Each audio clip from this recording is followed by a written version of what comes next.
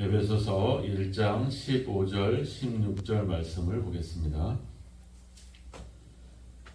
이로 말미암아 주 예수 안에서 너희 믿음과 모든 성도를 향한 사랑을 나도 듣고 내가 기도하기에 할 때에 기억하며 너희로 말미암아 감사하기를 그치지 아니하고.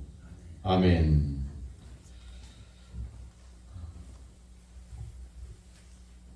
사도는 에베소 성도들에게 편지를 보내면서 참 감사하다 이런 표현을 쓰고 있습니다.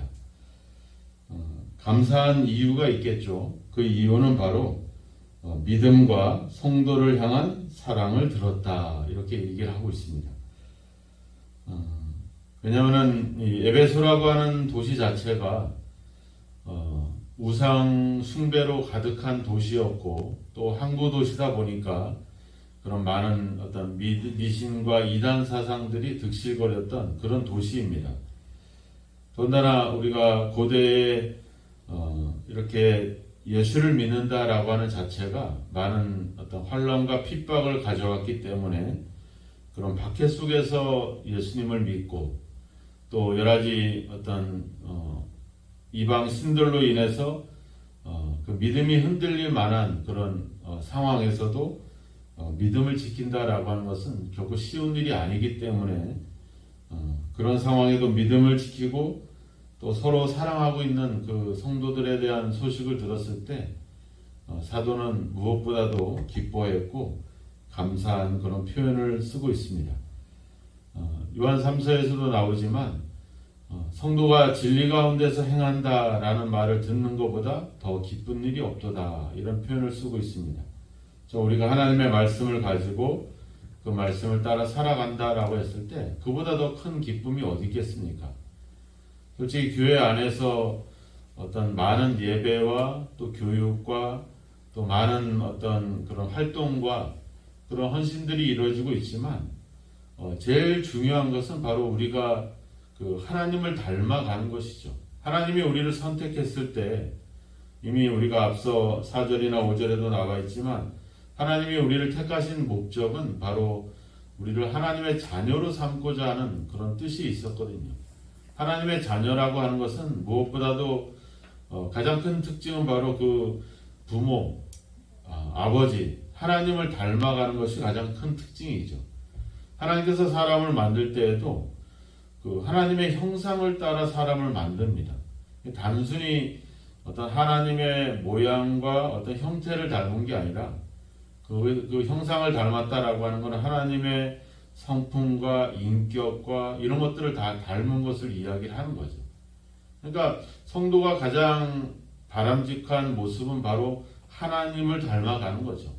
하나님이 가지는 가장 큰 특징은 바로 뭐냐면 그 풍성함이잖아요. 은혜의 풍성함. 우리를 향한 사랑. 그래서 앞에 4절에서도 우리로 사랑 안에서 거룩하고 흠이 없게 하시려고 했다. 그러니까 하나님을 우리가 특징할 때 하나님이 어떤 분이냐라고 했을 때 가장 큰 하나님의 특징은 바로 사랑이죠. 사랑. 그러니까 우리의 믿음을 통해서 우리가 나타날 수 있는 가장 큰 특징은 바로 사랑이라고 하는 거죠. 그래서 우리가 요한일서를 새벽에 보았을 때 가장 큰 주장은 바로 사랑이었잖아요. 우리가 하나님을 사랑한다고 말하면서 형제를 미워하면 그것은 합당하지 않다. 눈에 보이는 형제를 사랑하지 아니하면서 어떻게 눈에 보이지 않는 하나님을 사랑한다고 말할 수 있을 것이냐. 그러니까 우리가 가장 중요한 어떤 우리 삶의 특징은 바로 사랑이죠. 사랑. 그러니까 우리가 아무런 어떤 종교적인 활동을 하고 교회에서 많은 교육들을 받는다고 하지만 정작 우리가 어떤 성경적인 지식, 또 하나님이 어떤 분이냐 이런 것들을 알아가는 것도 중요하지만 닮아가는 것이 중요하죠. 우리가 공부하고 교육하고 예배하고 기도하는 근본적인 목적은 바로 우리가 하나님을 닮아가기 위한 것인데 그 하나님을 닮아가는 것은 사라져버리고 뭐 성경적인 지식을 더 많이 쌓는다거나 또 교회에서 어떤 직분을 얻는다거나 이런 것을 우리가 만족해서는 안 되는 것이죠. 사도가 감사한 것은 그들이 성경적인 지식이 많고 어떤 활동을 많이 해서가 아니라 바로 성도를 향한 사랑을 들었다. 이렇게 이야기하고 있습니다. 성도를 향한 사랑. 그래서 이 에베소 교회에 대한 이야기가 요한계시록 2장에 나오죠. 요한계시록 2장에 가보면 7개 교회가 나오는데 그 중에 제일 먼저 등장하는 교회가 바로 에베소 교회입니다. 그래서 그 말씀에도 가서 보면 요한계시록 2장에 가보면 이렇게 얘기합니다. 내가 내 행위와 수고와 내 인내를 알았다. 그리고 네가 참고 내 이름을 위하여 견디고 게으르지 아니하는 것을 알았다. 이렇게 얘기합니다. 그런데 책망할 것이 하나 있는데 너희는 처음 사랑을 버렸다. 이렇게 얘기합니다. 그러니까 에베소 교회가 열심히 해가고 수고하고 그리고 많은 일들을 행했지만 가장 중요한 것은 바로 처음 사랑을 버렸다. 이 말은 뭐겠습니까? 그 성도 간의 아름다웠던 사랑. 지금 그 처음 사랑은 지금 에베소 15절에서 얘기하고 있는 그 사도 바울이 얘기하는 그런 사랑이잖아요. 처음에는 성도를 향한 내가 사랑을 듣고 내가 너무 기쁘고 감사했다. 근데 요한계시로 가보면 너희가 처음 사랑을 버렸다. 바로 그 사랑, 성도를 향한 사랑. 지금 감옥에 갇혀 있고 감금되어 있는 사도 바울을 기쁘게 하는 것은 바로 성도들이 서로 사랑한다라고 하는 그 아름다운 소식이었거든요. 근데 그들이 그것을 버리고 이제 다른 어떤 잘못된 일에 빠져버리는 그런 행위들. 결국 우리가 교회가 가지는 가장 큰 힘은 바로 이 사랑이죠. 사랑. 우리가 뭐 서로 마음이 좋고 이래서가 아니라 하나님께로 받은 사랑과 하나님께로부터 받은 은혜가 있기 때문에 그걸 바탕으로 우리가 사랑하게 되는 거죠. 그래서 15절에 보면 이로 말미암아 이렇게 나오죠. 이로 말미암아. 어떤 그 하나님이 창세전에 우리를 택하시고 자녀로 삼기 위해서 그 은혜의 풍성함을 우리에게 주신 것. 그리고 그것을 우리에게 보증하고 확증하기 위해서 성령을 통해서 우리 마음에 믿음을 갖게 하셨던 것. 이런 하나님의 은혜로 말미암아 우리가 믿음과 성도를 향한 사랑을 행했다. 이게 중요한 거죠. 그러니까 우리의 사랑의 기초가 내 마음, 내 어떤 인격, 내 성품이 아니라 바로 하나님께로 받은 은혜가 바로 우리가 누구를 사랑하는 그 사랑의 근거가 되고 기초가 되어야 된다라고 하는 거죠. 왜냐하면 우리의 사랑은 이게 상황에 따라 환경에 따라 달라질 수밖에 없거든요. 내가 누군가를 사랑할 때 그 조건이 갖춰져야 돼요. 그 조건이 갖춰지지 않으면 그 사람을 사랑할 수 없어요. 그 조건은 그 사람이 나를 사랑했다라든지 아니면 내가 그 사람과 어떤 관계가 있다라든지 아니면 어떤 그 뭐 거래나 어떤 이해관계가 있든지 아니면 친척이나 자녀나 부모나 이런 어떤 친구나 혈연이나 아니면 고향 사람이나 이런 관계들이 맺어져 있든지 아니면 저 사람이 참 착하고 선해서 저 사람을 보면 참 언제든지 법 없이 살만한 그런 선한 사람이기 때문에 이런 조건들이 갖춰져야 돼요. 전혀 모르는 사람이 더군다나 나쁜 짓 하고 지 멋대로 지 욕심대로 살아가고 그런 사람을 우리가 사랑할 수 없죠. 근데 우리가 사랑할 수 있는 이유는 바로 우리가 하나님께로 받은 사랑이 있기 때문에 그렇습니다. 거저 받았으니까 거저 주는 것. 그러니까 우리가 지금 사랑하는 그리스도 안에서 교회 안에서 사랑하는 그 근거는 바로 하나님의 은혜로부터 있는 거죠. 그 은혜를 생각하고 하나님께 받은 사랑을 생각하면 우리는 그 사랑의 조건이 맞지 않아도 충분히 사랑할 수가 있습니다.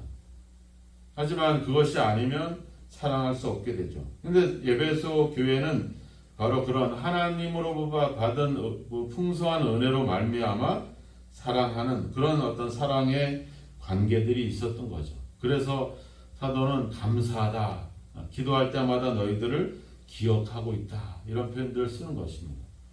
우리가 또 목회자나 누군가가 기도할 때 기억될 만한 사람, 그분은 참 사랑이 많으시고 그분이 참 많은 은혜를 베푸시는 분이고 내가 사랑에 대해서 이야기할 때 어느 교회 어느 분이 바로 그런 분이다. 이런 기억될 만한 그런 믿음이 되어야 될 줄로 믿습니다. 하나님께서 우리 신각교회를 바라볼 때 저들이 나를 닮아서 진짜 사랑으로 충만하다 하는 그런 어떤 고백이 있는 그런 교회가 되었으면 좋겠습니다.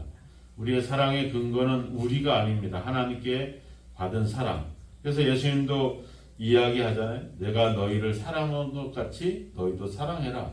내가 너희를 용서한 것 같이 너희도 서로 용서해라. 내가 너희들의 발을 씻어준 것 같이 너희도 서로 발을 씻어줘라. 우리가 사랑하는 이유는 바로 우리가 하나님께 갚을 수 없는 그런 풍성한 은혜, 놀라운 은혜를 받았기 때문에 그렇습니다. 그 은혜를 항상 기억하고 그 은혜를 항상 생각하면 우리는 충분히 사랑할 수 있습니다. 하지만 그 은혜가 바탕이 되지 못하면 우리는 인색하게 사랑하게 되고 억지로 사랑할 수밖에 없습니다. 오늘 너희의 믿음과 모든 성도를 향한 사랑을 나도 듣고 너희로 말미암아 감사하다.